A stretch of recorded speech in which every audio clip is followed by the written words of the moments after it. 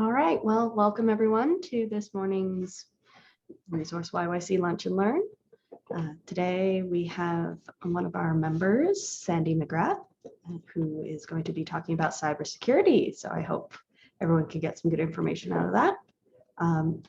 Just in case you're not aware, Resource YYC is a co-working space for professionals. We've got nice office spaces that Sandy and his team use, as well as dedicated desks and virtual office options. So if you ever need a space, come try it out. All right, over to you, Sandy. Thanks, Rosemary. So my name is Sandy McGrath. And I'm going to be talking today about 5 recommended cybersecurity practices. I just wanted to start off by saying that this is by no means the silver bullet. There is many other things that you can do in terms of cybersecurity or things that you should be aware of. But these are 5 helpful tips to kind of get you started or things to be aware of that can help with protecting your business and improving the security practices that you have within your organization.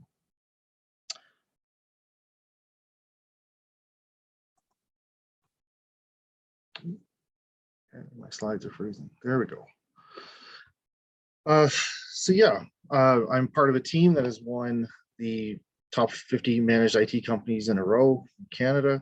I was also one of the inaugural 100 winners, the top people in technology for diversity, equity, and inclusion. To give you some other background, I was one of 10 people that wrote the fundamental cybersecurity for managed service providers. So that's other IT companies across North America. And it's actually being published as a global white paper for all IT companies to use as a base for their cybersecurity platform services for all their businesses and their clients. I was thinking about it in the car this morning, but actually by the end of this year, it will be year 20, which makes me feel really old now. But it will be 20 years of IT experience as of September and October, I believe. I also sit on CompTIA's North American board, their cybersecurity security board, and also Datos, which is one of the top disaster recovery and cybersecurity companies in the world. I sit on their cybersecurity panel as well. So yeah, the 5 different aspects I'd like to talk about today is multi-factor authentication, or MFA, on everything, email testing for your staff, zero trust mindset, dark web monitoring, and IT team. You should have one if you don't. Multi-factor authentication, or MFA, on everything. So essentially, multi-factor authentication is a means of protecting your business in case someone did get a hold of your password. One of the things that a lot of businesses have to understand is you have to assume you are going to get breached. You have to go from the mindset that you could be compromised at any time. So you want to put these security practices in place to help address and reduce the amount of impact from a breach and help you recover and get back to business as quickly as possible. 2-factor authentication, basically it's part of the mindset of you have your password, but the password isn't enough. You need something else that asks you to verify your identity. There are multiple different ways 2-factor authentication works. Some of them are things like texting you a code. Some of them are an application that you put on your phone so that you actually have to use a generated code from the application. Some of the other options too are hardware tokens, things like YubiKeys, or things that you actually have to have plugged into a USB port that will give you additional protection or authentication. So what it does is essentially somebody does get your password or you are compromised, they attempt to log in, it then will queue or trigger a 2-factor authentication request, typically to your app, or will send you a text with a code. It's generally recommended to use either the hardware token or the application on the phone. There's a lot of different ways that a text code could be intercepted or potentially faked. So it's better than nothing, but the recommended practice is at least use the application on your phone or something like the hardware token. Datto, for example, has standardized on using YubiKeys. They find that things like multi-factor authentication applications, text codes. They wanted to have just another higher standard, multi-factor or two-factor. There's different acronyms, but those are kind of the recommended practices. And one kind of interesting fact that I included in here, and there's the link at the bottom, but Microsoft actually did a study, and one of the things that they published was that if you had two-factor authentication on everything, basically would, 99.9% of most attacks these days would be blocked or averted essentially if you had multi-factor authentication, which just goes to show you just how important having that in. Also, insurance companies are demanding it. You probably wouldn't get business insurance these days, or at least cybersecurity coverage, if you don't have multi-factor authentication in place. So just keep that in mind as you're renewing your insurance. You're probably going to be getting a lot more questions these days and having cyber insurance forms to fill out. And multi-factor authentication is going to be one of the most important things on there. Email testing for all your staff. So it's really crucial that businesses have a strategy for testing their staff's ability to determine if an email is legitimate or not. Everybody's probably heard of the examples of things like, I got an email from Ron and he asked me to buy $5,000 worth of gift cards, but he needs it right now. And we've seen those. Like, this does legitimately happen. If you go to a grocery store, there's signs up all the place that says, why are you buying these gift cards? Because even they know that they're double checking with people. Are you legitimately buying gift cards because you're buying them for families for gifts, or for yourself for personal use? Or are you here because somebody told you in an email potentially to, do an e-transfer or buy a bunch of gift cards? Email testing is also another crucial component of insurance renewals now. Almost every cybersecurity insurance renewal form that we've seen in the last 2 years, they talk about, what is your email testing methodology? And one of the key things that's kind of left out of email testing is actually your policy on what you're going to do if you have a staff member that does click on a phishing email or some sort of, fraudulent email. It's a policy that not a lot of people really want to have to deal with, but is actually really crucial. Businesses have to understand what their risk tolerance is for having people click on some sort of a fraudulent email. Dr. Chase Cunningham, who is basically one of the most renowned zero trust cybersecurity practitioners, he talks about in a presentation where 5% of all staff will click on a fraudulent email, even if you handcuff their hands behind their back. So you have to have a policy in place of what you're going to do when staff click on some sort of a fraudulent email. To give you some kind of idea or numbers, about 75% of businesses between 2020 and 2022 experienced some form of breach or cybersecurity incident. The average cybersecurity incident takes anywhere from 3 weeks to a month to recover from. 60% of businesses, and this is climbing every time I look at the statistic, 60% of small to medium businesses usually go bankrupt within 6 months after a cybersecurity breach. And the average cybersecurity breach can cost anywhere between $500,000, depending on who you ask or where you look. The ransomwares and the breach and the costs can be anywhere from $500,000 to $2.1 million. So those are, some pretty terrifying statistics when you think about it and the likelihood that it could happen. And the large majority of these breaches originate from email. It's still one of the most prevalent ways to target a business, target staff. So having, an email testing to give people the idea of, just because a display name says Sandy McGrath, you have to look at the email address and see if it actually says my email address. It takes seconds, to call the person and ask them, if you weren't expecting that attachment from them, is this a legitimate attachment? it's much faster and more cost effective to make that phone call and take an extra few minutes. And it might sound, intrusive or, counterintuitive, but, with the statistics on what it could cost your business and the threat of losing your business, it's well worth it. Spelling, grammar is a key. You see commonly misspelled words in phishing emails. That's another key indicator. If you hover your mouse over a link in an email, and if it doesn't say it's going to where that link says it should go, that's a key indication that this is some sort of a phishing email or ransomware email.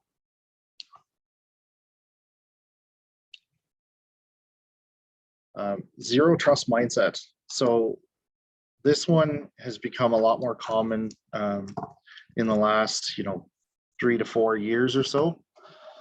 Essentially, zero trust, it's not that you don't trust your staff. It's a mindset of running your business where everybody has only the permissions they need to absolutely do their business. So it's a matter of the business owners going through and understanding what exactly does someone need to have access to in my organization to do the role at the best of their abilities that I want them to do. It's more about not trusting. I'm going to use something that one of my coworkers here, Ben, said to me is it's not a matter of you don't trust your staff. It's that you don't trust the people that don't work for you that could get access.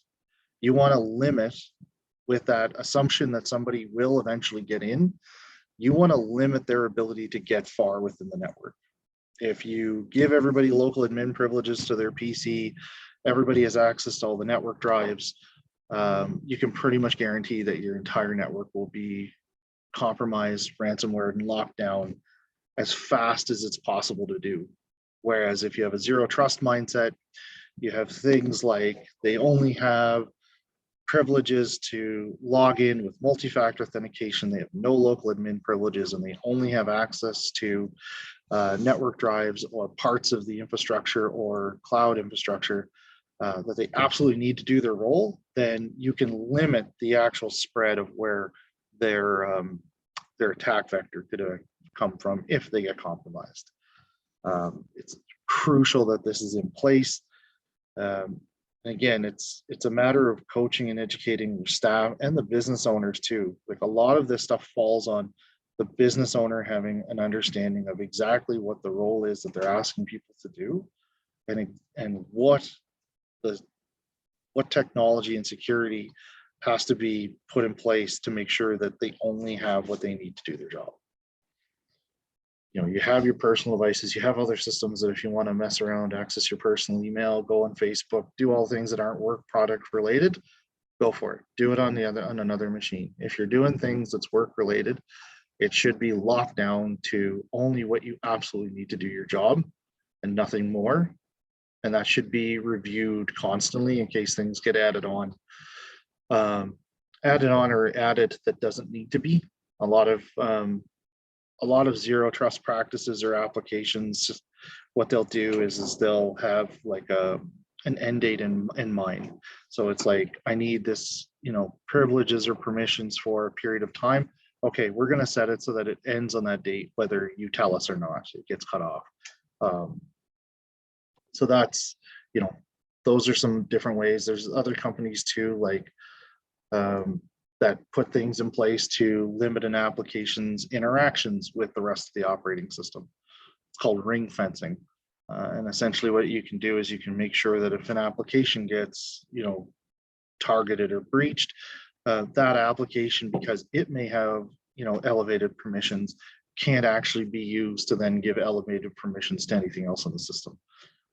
It's a pretty in-depth topic. Like I mentioned before, Dr. Chase Cunningham is probably one of the best resources you can follow if you're interested in this kind of zero trust infrastructure security practices. He actually wrote a book called Gabriel, and it's good reading for if you want to find out more about zero trust. Dark web monitoring. So dark web monitoring can sound kind of, terrifying, and there's some statistics about why it's important here on this slide.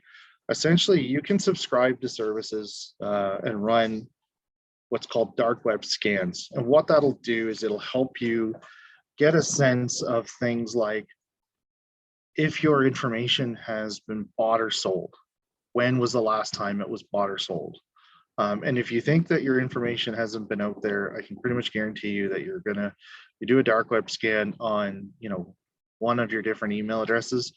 Chances are that somebody has bought or sold based on a breach from whoever you have subscription services through, whoever you have accounts with, all kinds of stuff. You can do dark web scans. The one that comes to mind is ID Agent, is one of the ones that I know of. You could do it yourself, but as I stated here, and as part of the white paper that I participated with, it's just really not feasible. You have to basically build a profile or a persona on the dark web to get people to basically interact with you and trust you, so that then you can kind of converse with them on a level of understanding who and what may have bought or sold information. But understanding when that information was bought or sold is key to understanding things like, when was the last time you've reset your passwords? Well, if I haven't reset my password in a year or two on a bunch of these different services, and I run a dark web scan and I see that a bunch of different accounts of mine have been bought or sold in the last 6 months, chances are somebody's got active information that they could use to log in. And not only that, if they bought or sold one piece of information, a lot of people tend to use the same password for everything. So chances are if they have access to one account, they have access to a plethora of other accounts that you use online. So again, it goes back to, making sure you utilize that multi-factor authentication on everything. So if you have any kind of an application or service that you use, put the multi-factor authentication on it. Make sure that anything that your banking information, credit card information, always multi-factor authentication. And the dark web scanning basically helps you understand and be able to give you a timeline and see what's actually being bought and sold.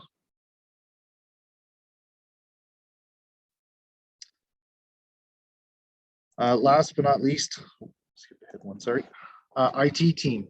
So, a lot of people look at an IT team and they can see it as just an additional cost.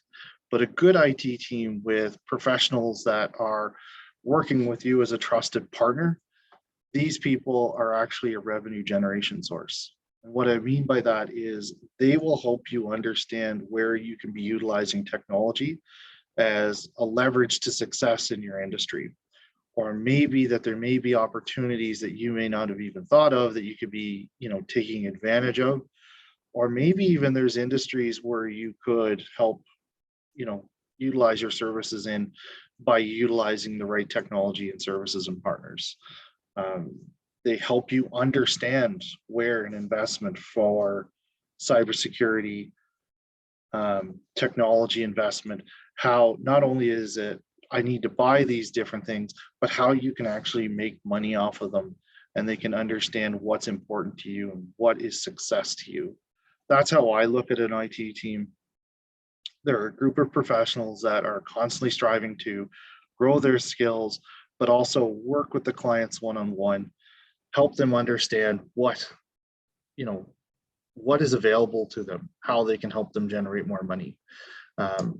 Doing it alone, or if you're a 1, 2, 3 person shop and you don't even have at least monitoring or some sort of person to consult with or help you, talk to you about what's a possibility in terms of technology or what's best practices, it really leaves you without a trusted partner to help grow your business, leaves you vulnerable for security.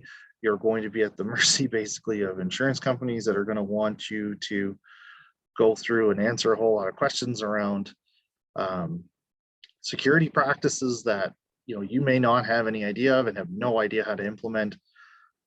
So it's really crucial that you at least find somebody that can help you partner with and help you grow your business. So with that, I'd like to thank everybody, and if anybody has any questions, My email address is here, or website. You can also find me on LinkedIn.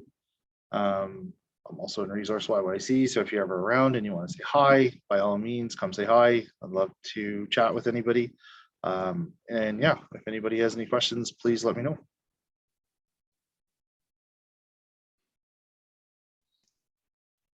I have a quick question. Absolutely. And like I have my IT security certificate from SATE. Yep.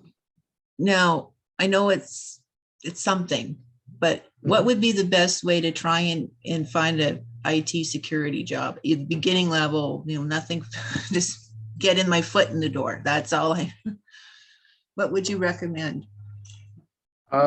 Yeah, so actually, that's an interesting question.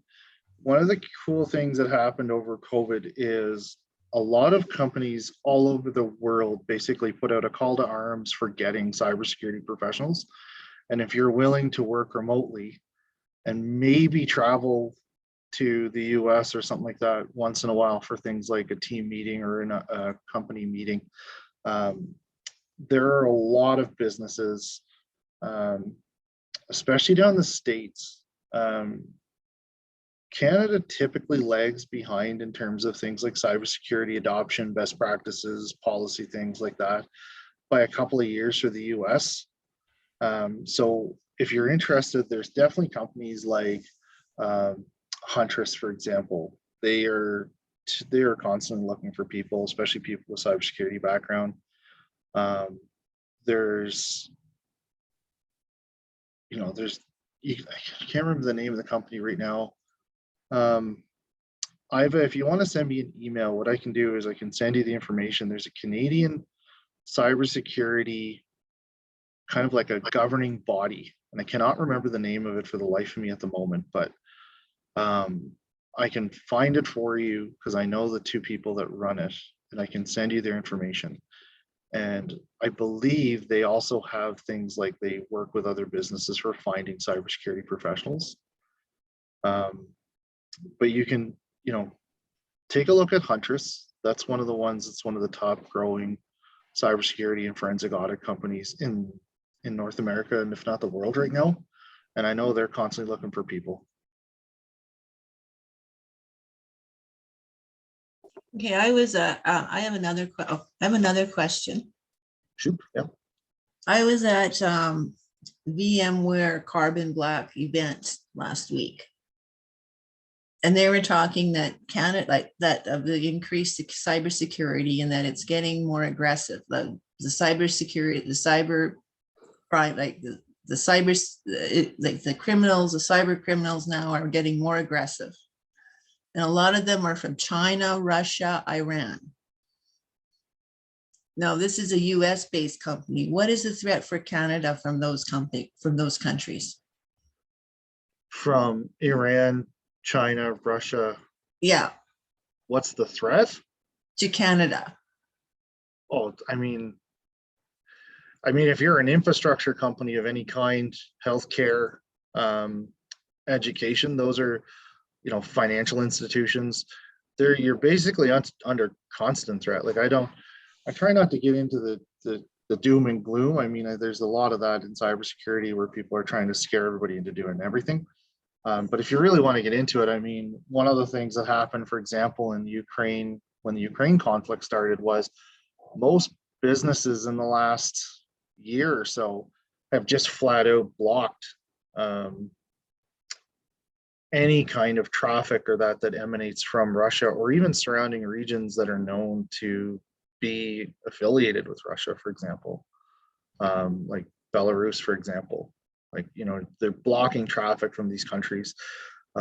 It's usually best practices, unless you actually know that someone's going to be in an area, for example, that you block things like sign-in attempts from basically everywhere but where you're going to be. So if you have a Canadian workforce, for example, and you don't have anybody really traveling, well, there's no reason for anyone to be trying to log in from anywhere outside of Canada. So you just block a lot of, you block all the sign-in attempts for things like Office 365 logins and that.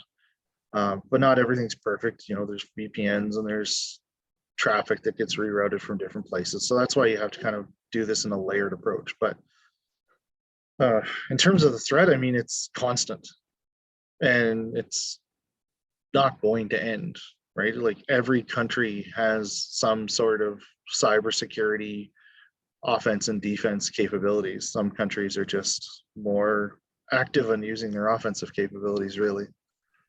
And Russia, Iran, and China are definitely one of the ones that are going to be the most active on trying to get access to critical infrastructure, healthcare, financial services from around the world. I don't know if that helps or answers your question, but the answer is basically constant. It doesn't stop, it only gets worse. Well, when I was at, they were mentioning, it says it's not a matter of finding them, it's a matter of rooting them out. Yeah,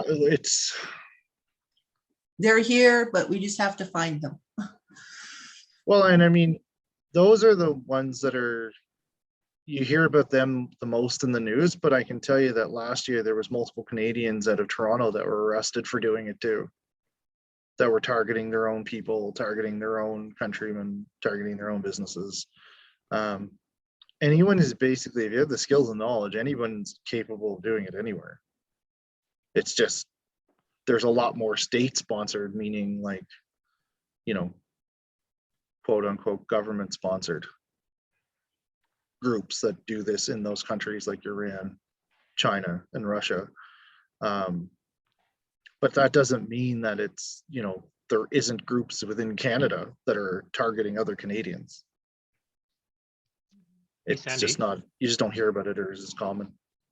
You have a question about layers of antivirus, because how much, because I think most of the internet providers are supposed to do kind of a first level of antivirus screening on your account, and then if you have Microsoft Office, another, but it used to be you had to get McAfee or one of them to deal with viruses, and I'm not even sure now what you should buy as add-ons or what already is pre-screened. Yeah, so that's a really good question. One of the things that's happened in the last, you know, I mentioned this to Rosemary and Shelby earlier, yeah. But one of the things that's happened in the last few years is Microsoft went from being kind of, you know, you never want to rely on Defender or Microsoft antivirus to actually being rated as one of the top antivirus products in the world. And so one of the great things that if you have your Office licensing set up properly, it'll come with things like subscriptions to Defender for Business. And Defender for Business, not only is it one of the best endpoint protection or antivirus products in the world, but it's actually one of the most sought after for integrations with advanced endpoints. So there's different companies out there, like, you know, I mentioned Huntress earlier. And what they do is they basically give you advanced security logging and protection services based on your antivirus and what the antivirus product can do. And they can give you additional insights on things like if you've been breached or if there's any kind of strange or abnormal behavior going on in logs. These products can, or these services can help integrate with your existing endpoint protection system. And one of the ones that most of these companies are coming out with that they work the best with is actually Defender for Business. Okay. So there's to buy an add-on, because every PC that comes out, they always automatically want you to buy a subscription of McAfee or something else. And yeah, actually, I think there's a whole other lunch and learn you could do about how to use, if you have Microsoft Office and if you have some of these products, just how to make sure you're using it effectively. So I'll sign into that one too. Well, I mean, I would strongly recommend you don't use, this is me personally, okay? Yeah. We as a business, we don't leave things like McAfee or Norton's on systems that comes into us. We actually typically target buying machines that come with nothing preloaded other than the operating system. Yeah. And then we utilize the Office 365 features and services that you get. So it's not just the applications like Word, Outlook, and that, but actually like the security services that comes with protecting your email, reducing, you know, copying of your email address or spoofing you, essentially Yeah. people pretending to be you, also reducing the amount of spam that comes in, and then utilizing the Microsoft 365 antivirus license if you get the right level of licensing. And that's where, not to beat the dead horse, but it's like, this is where the right IT team comes into that understands those things and can help make sure that they're implemented. Because really, like, even the points that I made, if you get the licensing right, the best endpoint protection doesn't actually cost you anything. And then you've got the right licensing for your business. The MFA can be done, and with the right licensing, it doesn't cost anything to your business, right? Like, it's a free app from Microsoft Authenticator. You put it on, you have the right things enabled and put in place, and you can get things like email testing. That's another one. You can get Microsoft Attack Simulator that comes with your Office 365 licensing. Again, it's if you buy the right licensing. So if you know what you need to have in place to get the lowest insurance and protect your business and have all the tools you need to run your organization, the things that I actually put in this presentation actually won't be an increased cost per se as add-on. They come with the license. No, that's helpful. In fact, And just and it means I got sets to you learn up. more about it. Yeah, I mean, we have, Ben, for example, on my team here is probably one of the best in terms of what he's researched and done for licensing, what we've put in place for security for other companies.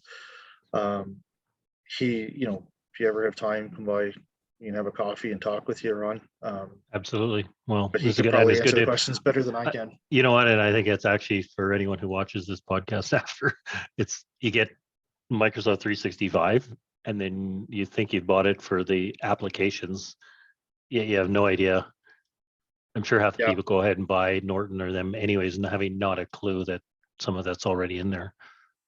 Yeah, and then honestly, like, when you look at the services that it enables and what it'll save you in terms of your increased insurance costs by not having these things in place, by having them in place and paying the lower amount of your premiums on your business and cybersecurity insurance, it actually pays for things. It's pretty, like, I can almost promise you it'll pay for any of the increased licensing costs you'll pay, and then some.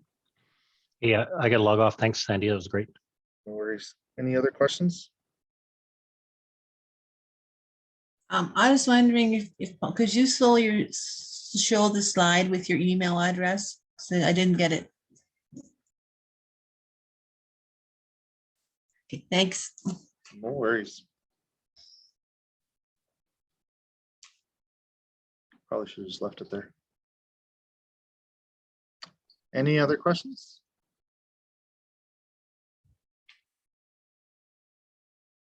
Yeah, well, like I said, if anybody ever wants to come by, stop in at Resource YYC. We're down in one of the corners, but you're more than welcome to come in, set up a time with us. We can have a chat, try and answer any questions we can, or give you some guidance. And if you want, send me an email and I can try and help provide you with any answers to things that I can. Iva, you mentioned about cybersecurity, send me that email so that I can forward you those names. Thanks so much. No worries. Yeah. Well, this was very good reminders and about just layering your security, and even about the businesses, layering how everybody approaches everything. Always good things to think about. So I hope everyone got something useful to think about from this, or even a good reminder to just, update your passwords. Will the slides be available? Sorry, what was that? Will the slides be available? Because I find that the slides have basic good information. Yeah, We'll I be can posting send the it out to recording. Rosemary. Yeah, and I'll be posting the recording on our YouTube, so you can always go through all of the information through that as well. Just to have a chance to reiterate and refresh.